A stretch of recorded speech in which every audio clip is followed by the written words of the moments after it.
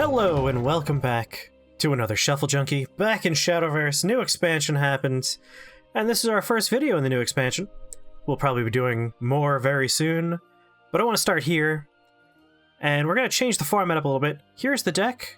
Don't worry about that, we're going to come back to this screen very soon and talk about it in great detail, but first, let's let's dive right into some matches. So I'm going to be showing you my 5 Grand Prix matches, which I thought were very fun. I'm now in the final stages. And you're going to notice I'm going up against a lot of Havencraft, and I'm also playing Havencraft. But the big difference here is I keep on playing against Tenko decks that are running the Tenko Shrine and the healing system, and I'm running into Holy Lion decks.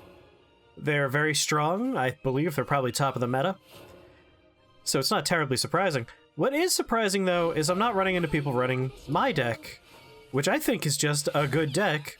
It's a combination of the Tenko deck and the Lion deck. And the reason why I think it's a good system, and you're going to see this in the matches, all 5 wins, by the way, not to brag, but the reason why I feel it's such a good combination is the Tenko matchups. It's often a control game that just goes on and on and on, and your win condition is just wear them down. You want Tenko to clear the board for you, you want Tenko to go face, and then eventually you win when they run out of steam. The problem there is, if they don't run out of steam, you lose. You don't have a very solid win condition, you don't have any burst. Your problem is you just heal, and you ping, and you control, and if you don't win, you lose, obviously. That was a stupid sentence. The point being, if you can't wear them down, you don't have any other alternatives. Holy Lion, meanwhile, has some control, but not very good control. And the idea is you just need to play enough of the Holy Lion Crystal, specifically 7 and more, and then you have Storm minions, and you could storm them down. You have Burst. So by combining the two, we solve each of their weaknesses. Tenko is heavy control, it gets the board down, and it's pinging face. Lion is our finisher. If we can stabilize and control the board, we just start working on our lions until we get the Storm Lions. Anyway, that's the general idea, and we'll get into that more as we go through these 5 matches. Some of them are very short, a couple of them are a little bit long, but you're going to see whenever we're able to stabilize with Tenko, the lions come in and finish up, or we don't even need the lion sometimes. Other situations, we need the lion more than Tenko. It also means you're less likely to brick. In the lion deck, if you don't draw your lion cards, you die. In the Tenko deck, you don't draw your shrine or your heals, you die. This one gives us a little bit of both, and we're able to basically not brick as often. Meanwhile, this is a lion matchup against us, so we're leaning a little bit more on our shrine right now, so we could establish board control and not let their lions get out of hand. So we're holding on to some of our board clears. Specifically, we got 2 Beacons of Salvation here as board clears, take care of those lions. And if you have minions on the board, it counts as heals, which will, of course, activate our Tenko Shrine. The other nice thing about this, your opponent is almost certainly running amulet removal. If they get rid of Tenko Shrine, that's not terrible for you. You're able to still rely on your lions. So we're getting very lucky here. We're doubling up on our shrine. If they play a minion next turn, their minion will die. And we're starting our lions up. We're a little bit slow on lions. Obviously, they're way ahead of us. But we have the advantage of having a board constantly removing their minions for us. That alone is enough to basically make up for the loss of tempo we experienced by not playing lions constantly. I want to play 2 lions at once here, so I'm going to go ahead and put that amulet down so we're at 4 and not 5, and double lion. So my next lion will be a 4/4. I, of course, don't have any more lions in my hands, but we have enough in the deck that it's not really much of a concern. And Globe of the Stairways. Oh boy. Globe of the Starways will assist. in thinning out the deck and hopefully pulling into some more useful amulets, specifically White Fang Temple. Alright, so they've hit their storm, but I'm not terribly worried because they're at 10, we're at 20. We're healing for 2 every turn so far. And anything they keep on the board will just die. Case in point, we're going to go ahead and use our Cenarian Lighthind here to get additional heals. And Happy Pig is a great minion to evolve and trade into here because we're going to get a heal. And we make up for any lost face damage by just doing face damage. Once we end our turn, after we load up a second removal here, ooh, another White Fang Temple, we heal 3 times. Once from White Fang Amulet, once from our leader effect, and once from our Hind. Which lets us do a lot of damage. Bring them down to 2. Our De La Fill effect there. I'm honestly shocked they didn't concede at this point. Being at 2 hit points, and knowing that anything that's left on the board won't make it next turn. I guess they're just trying to push as much damage through as they can. It won't matter.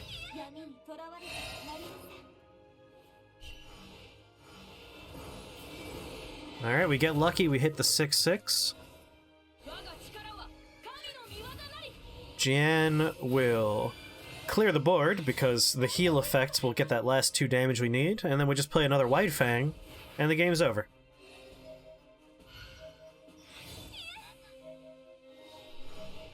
And there they go. There's game 1. Bloodcraft. Spoilers for the rest of the video, by the way. This is the one and only non-Havencraft opponent I will face in all 5 of these Grand Prix matches. I basically, having gone through several times, it's a great way just to grind some good rupees, get some packs. You should totally do as many of the Grand Prix runs as you can, assuming you make enough to cover the cost, the 150 gold to play. But having faced so many Havencraft opponents in this setup, I wanted to put together a deck that would counter Havencraft, and I figured why not be Havencraft to counter Havencraft. Although we do keep Godsworn Alexiel in the deck just in case we run into Lindworm or a Spell Boost Rune, or even a variety of Control Blood, the ones that are playing Person, because they have huge burst later in the game. But it seems like we're up against Bat right now, which is definitely not a concern. We have enough heal removal that we can make up for their Bats. And if we get Tenko Shrine, which we already did, we don't have to worry too much about the 5-cost skeleton that boosts all the bats whose name I forget. I'm pretty sure he's going to show up next turn, so we'll just click on him and find his name. But even though he's stealthed, he's ambush, we could still just ping him away using Tenko and our various heals. And boy, was this a great opening hand. Turn 3 White Fang Temple, turn 4 Tenko Shrine, turn 5 whatever we want, usually a lion just to get the ball rolling. And De La Fill for 6 is just like the perfect draw. If I had a Jan in here, Joan, Jian, however you want to say her name, if I had her for 7, it would be the perfect draw for me. But this is fine. And seeing how good a hand I have, including Themis' Purge for late game clears, I don't care about my evolution points. I will be throwing these away just for funsies. And this is the ideal situation, is playing her on 6. That way, if you played this on 3, he's behind a ward. So he has a 1/5, means nothing to me. I have 10 damage, and then my Tenko pings. Go ahead and bring him down to 4. We'll heal, ping that guy once. A Lethal Blade is not going to help. It's Old Blood King. Oh, and there's let me click on him. Pazuzu. I do love the sound Old Blood King makes. Alright, and just add insult to injury, we'll let Jan here heal, and we'll murder him with a dragon. Easy matchup. Alright, back to stomping all over Havencraft. All those single theme Havencraft decks. I don't do that. I have 2 themes. Much more powerful. Gotta go ahead and get rid of the Prismatic Swing. In retrospect, I probably should have kept Prismatic Swing. I was hoping to get a Tenko's Shrine. I kept De La Fill just because it's so powerful. And then we draw into Tenko. So we again have turn 3, turn 4. Our turn 2 is setting up some card draw. Oh, actually, we're going for the Black Diamond. I usually go for draw, but I guess I'm so confident in my lineup of healing and Tenko pings that I just opted for that. So, White Fang here. And there are very few reasons I wouldn't play Tenko next turn, because now the ping is going to happen. They play Tenko, but they're doing it without any heals and without anything on the board. So I'm feeling very confident. Alright, get our pings off. So things to think about if you're running this deck is Happy Little Pig. If your opponent is also playing Tenko, Happy Little Pig is basically a landmine. You put him down while you have White Fang Temple. If White Fang Temple is at 2 or 3 or 1, and you want to get maximum value out of it, play Happy Pig the turn before. Happy Pig will die via their Tenko pings, which will allow you to pop your gem on their turn, specifically the end of their turn, if you're lucky. And the reason why that's so powerful is then you have a 6/6 dragon who can attack then, right then and there. No waiting. It's very powerful. I played my piggy a little bit early, so while I do speed up my shrine a little bit, I didn't speed it up enough. But that's okay. I wasn't necessarily going for that, I was just going to put the pig down because I wanted to empty my hand just a little bit for future draws. And I knew De La Fill was coming up, so wasn't too worried. De La Fill, of course, heals you and all of your minions. This doesn't put us out of ping range from the Tenko Shrine. The ideal, of course, is to get out of that range. Pure Annihilation. Good card to run, but not going to help you in this situation. It would be devastating against my Lions, but at this stage, I don't think they know I'm running Lion. It's kind of going to be a surprise for them. Another White Fang Temple. Doesn't get more lucky than that.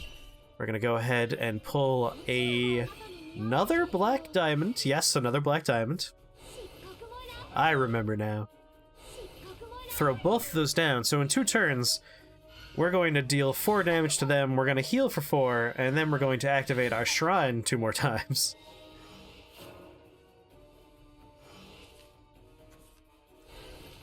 They play a second shrine. That is a little bit problematic, but we have such a health advantage that I'm not too worried. The more important thing we have, though, and this is another area where the Holy Lion edition shines, is if they have, let's say they have 3 Tenko Shrines. Gotta play my Godsworn here just as a means of removing their 6/6 dragon.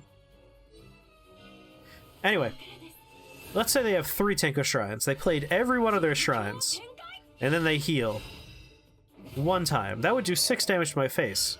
If I have 1 2/2 Lion on the board, I will take 0 damage, because Tenko Shrine, I'll activate, the first damage ping happens, it hits the 2/2, and then they're looking for targets, and there are no more targets in the front lines, the minions. And so the activation is over. I avoid damage that way. So even just 1 2/2 line is enough to prevent taking a good amount of damage. Assuming, of course, they don't remove your line beforehand. But in matchups like this, it becomes such a control fest, such a grind, that they just don't have the ability to get rid of your minions by the late game. So a 2/2 lion saves you a lot of damage in the end. And you never have to worry about running out of them, because for 5, you get a 2/2 lion, or a 4/4 lion, or a 4/4 lion with Storm, and then you get another amulet in your hand, another spell, rather. A crystal. You get a crystal in hand. So I'm, again, holding on to our surprises here, our GN and our Cenarian Hind, because they're excellent sources of bonus damage. And you just saw right there, their third Tenko Shrine glue, it lit up, and then nothing happened. I don't think glue is a past tense version of glow. Pretend I never said that. Alright, we're gonna pop our Hind here, evolve it just so it's hard to remove, and that gets us the extra ping we need to clear their minion. Now, they might have removal for our Cenarian Hinds, and they do, pure annihilation, and that's fine. We're at 20, they're at 5. They can't do more than 4 damage to us per hit. We're gonna go ahead and get rid of that 5/5 ward, just so we could do 4 damage to their face. Bring him down to 1. And now it's lion time. It's definitely lion o'clock. No two ways about it. So this is pretty bad. Any heal they do does 6 damage to us. And we are healing, but we're not healing that much. We're gonna go ahead and make it so we could play multiple of these Holy Lion crystals. And set up a future minion removal there. And you see I'm popping it even though I don't have room on the board. The reason for that is future value. I want to get these lions to their storm point as fast as possible, so even if they're not on the board, it's not a waste.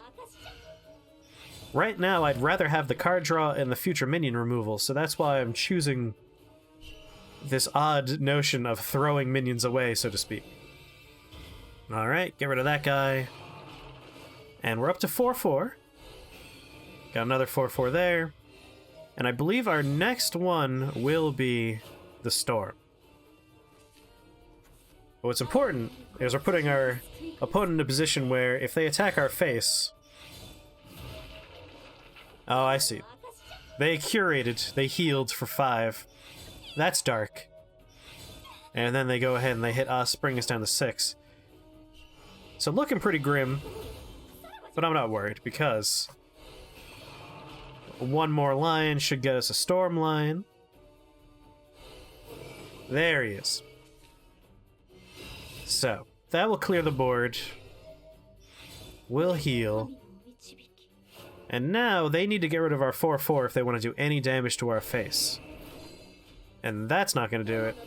And that's not going to do it. So now, thanks to having these lions, we can get out of a sticky situation that our opponent can't get out of. Which is to say, we could generate 4/4 Storm minions over and over again. I'm going to opt for the White Fang Temple. And one more lion here. So unfortunately, we heal, we ping, second one doesn't go off, third and fourth ones don't go off either. That's the power of having just one minion on the board, is you can prevent a lot of damage. And it's over. They have clearly given up. They've played a full board of amulets. They can't play minions. We just straight up win here. And we'll do that via playing our third shrine, ending our turn, and letting all of the pings go face. And this is just bad manners right here. That was me being mean. I could have Storm Lioned to win, but I'm an asshole. Our next Grand Prix match. Shockingly, it's Haven again. Who would have saw that coming?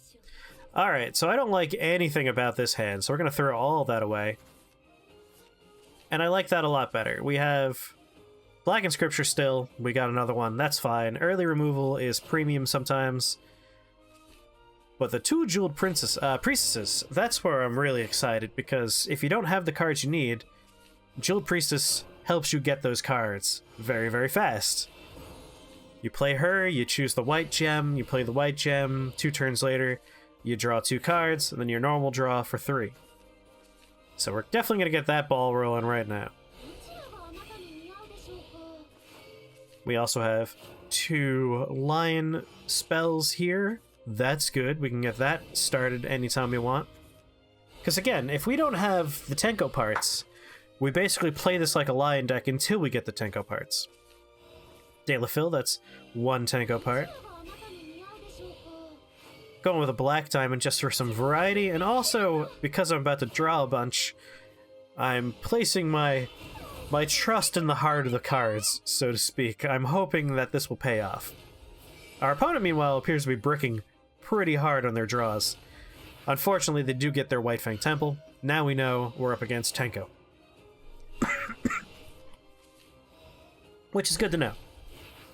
Knowing what your opponent are playing, it's very important. I know I've made many mistakes where I'm playing against a Dragoncraft player, and the first half of both Ramp Dragon and Lindworm Dragon are pretty much the same. It's not until they slam down multiple goddamn amulets that generate 5/5 dragons every turn that you realize that you're up against a different type of dragon deck. So I've misplayed because of making assumptions like that. Now that I know they're Tenko, I don't have to worry about the lion situation at all, and I just gotta focus on making sure I have minions in hand to soak up their damage from their Tenko Shrine if they ever get their Tenko Shrine. So far, it looks like they don't have it. One thing we can do, though, is keep note of how many heals they have and when this is going to go off, which is why we played this here. Ah, we got a shrine. We play that immediately. No reason to wait. We'll go ahead and blacken scripture that away.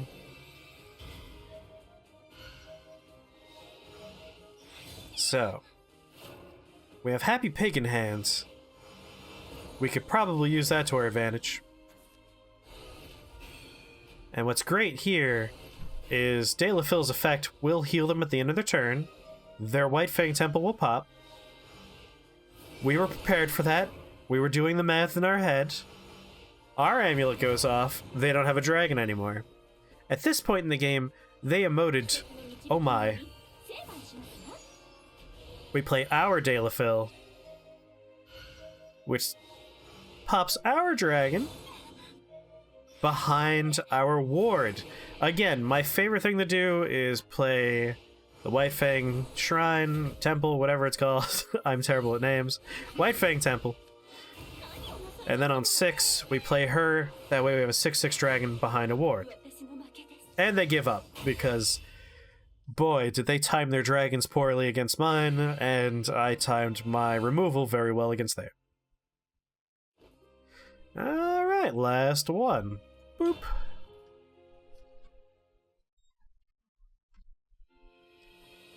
Alright. Our final matchup is again against Haven. No surprises there. Question is, will it be Lion? Will it be Tenko? I've had equal encounters with both, and I have routinely lost to them because I was always trying to play dumb decks until I got fed up, and again, loaded up a brand new combination of the 2 decks so I can counter both of them. It solves all the problems I was having with mirror matchups. In Lion, if they go first, you go second, they'll probably win just because they're 1 step ahead of you in the Lion game. If you're in a mirror match against Tenko, it's almost entirely to the luck of the draw. Do they get their shrine before you get your shrine? Oh, they did? Alright, they're gonna win. Did they get multiple shrines? Alright, they're gonna win. Now I don't have to worry about that. If I'm up against a Tenko shrine, my lions are able to support me. If I'm up against a lion, my Tenko shrine is able to clear the board. It's a great combination if you're frustrated with playing against either of these 2 decks. You just have to be okay sullying yourself and playing on their level. So far we don't know which deck they're playing. Most of these decks run both these cards. But turn 4, Tenko Shrine. Now we know. We'll go ahead and play our Tenko Shrine. We have a minion on the table. We have White Fang Temple. This is basically already over. We can assume we're going to win just because we got all of the parts in the right order before our opponent did, and because we have a minion on the table, Tenko Shrine just removes a 1-2 body that didn't matter to us whatsoever. We instantly play De La Fill, which of course means we heal for 1, and then our Shrine heals us for 2, which means it pops, and what's it do for us? It puts a 6/6 behind a 4/5 ward. If you have both these cards in your opener, keep both. Even if you don't have the Shrine, keep both cards. It's a great combo play. Because they don't have a board, they have to evolve into our 4/5, leaving our 6/6 perfectly safe. Or they have to waste their whole turn removing. I'm going to go ahead and banish that we don't have to worry about it. Play our black diamonds. And put up another ward, and then do 10 damage to their face.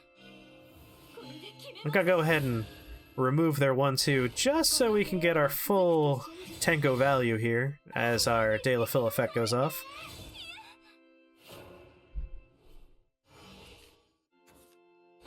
I could have evolved De La Fill for an extra 2 damage to their face, but honestly not worth it. I'd rather save that point for what I just did, which is just removing a piddly little 1/2 off the board. Ooh, 7/3, you know what dies to that? Whoosh. Heal, ping ping, end the turn, ping ping. And it's over.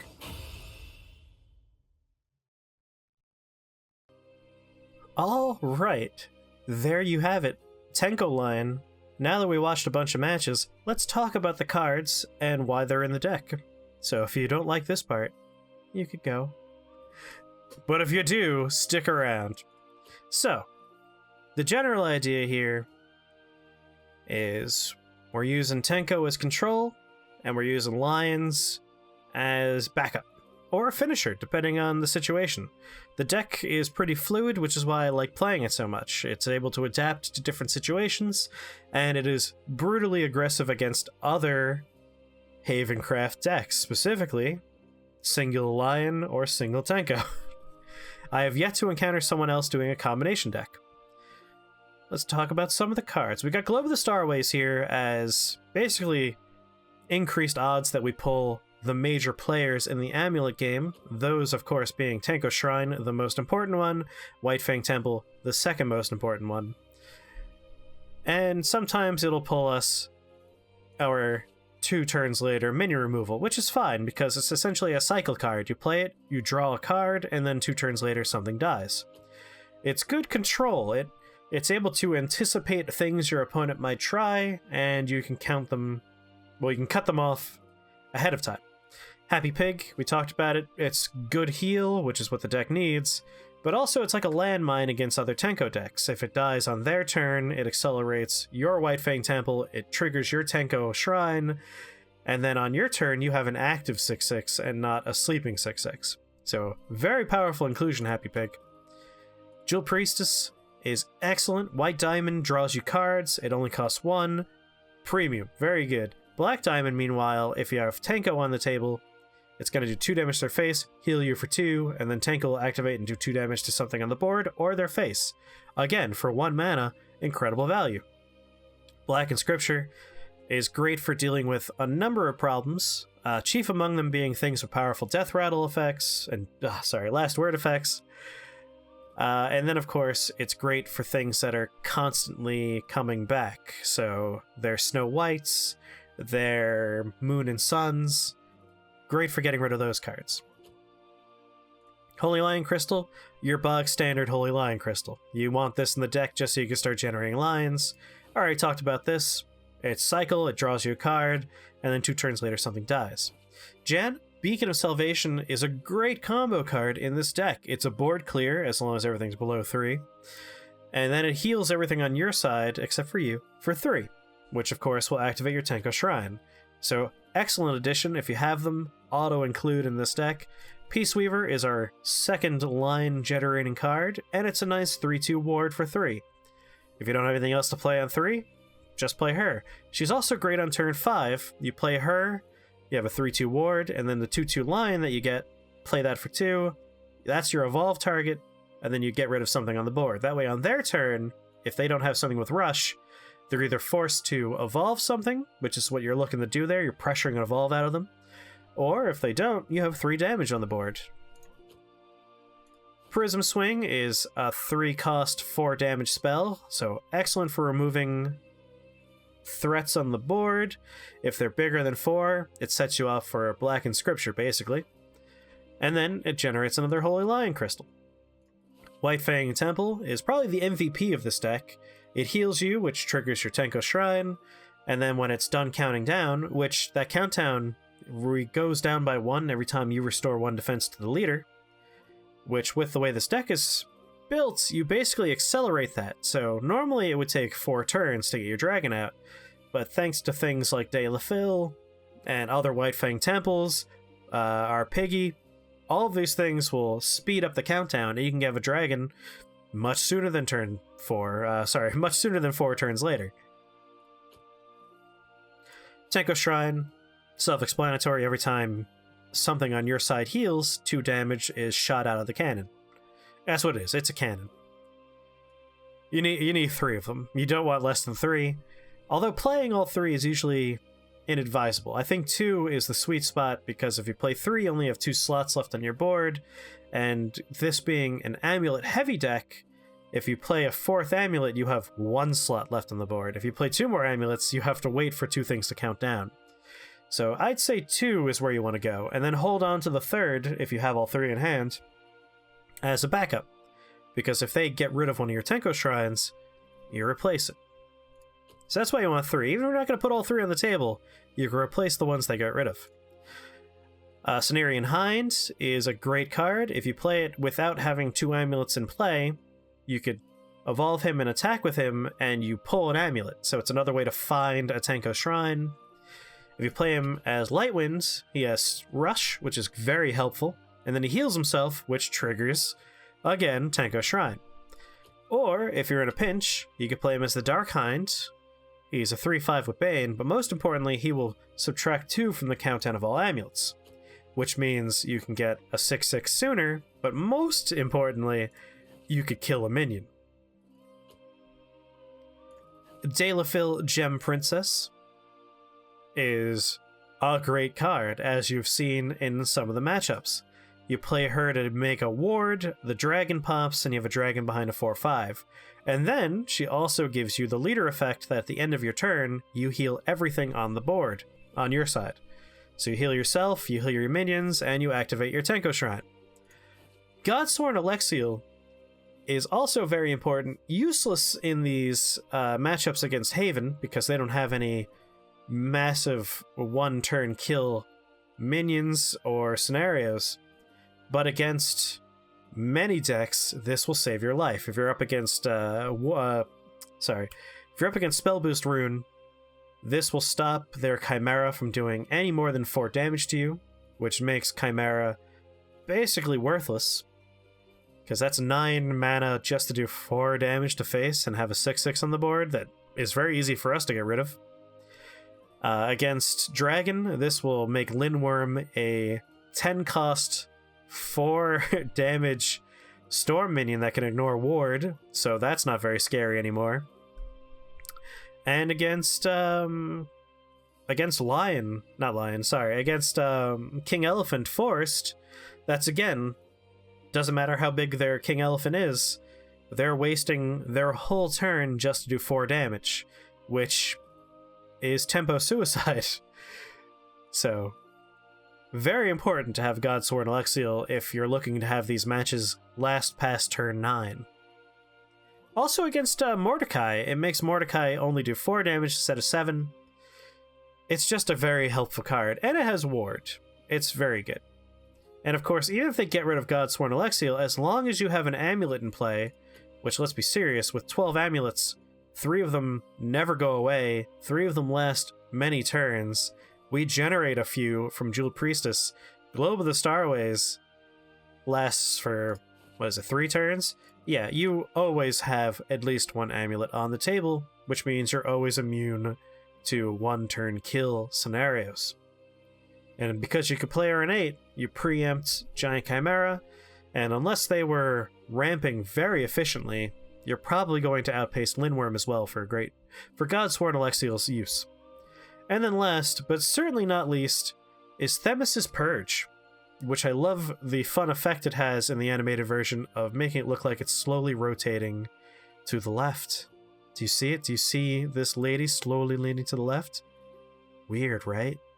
What an optical illusion. Anyway, Themis' Purge is your get-out-of-jail-free card for turn 8 when your opponent has a full board of lions, or a full board of bats, or a full board of stupid King Arthur pulled 2/2 bullshit. Whatever they've done to fill their board on turn 7 or later, Themis' Purge takes care of. And then, of course, because you have end-of-turn effects from your White Fang Temples and your leader effects from De La Phil, a clear board means every Tenko ping is going face and not toward a minion. And that's every card in the deck. Why they're in the deck, let's talk about some things that aren't in the deck. So I don't have any of the Lion Temples, and the reason for that is, again, it's a amulet that doesn't have a countdown, which means it's on the board forever.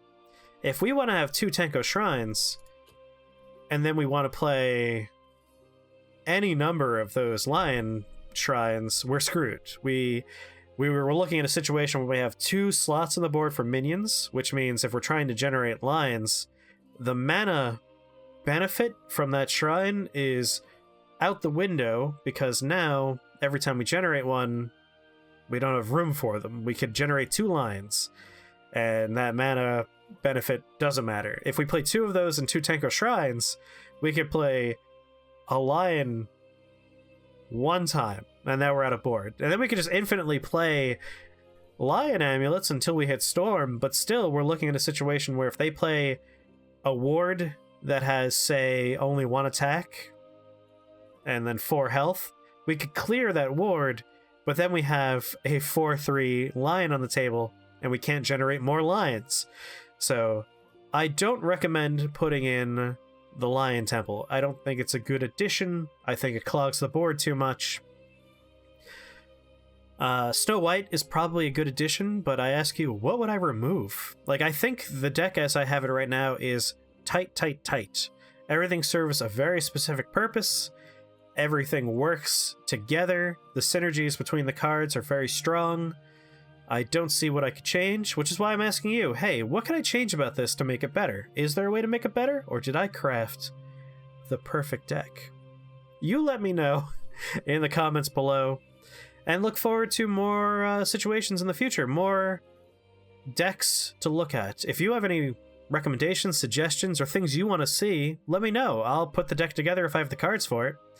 And also, if there are any card interactions that you're not sure about and you've never experienced those interactions, let me know and I'll look into it for you. I'm really looking to mess around with card interactions and weird things like that.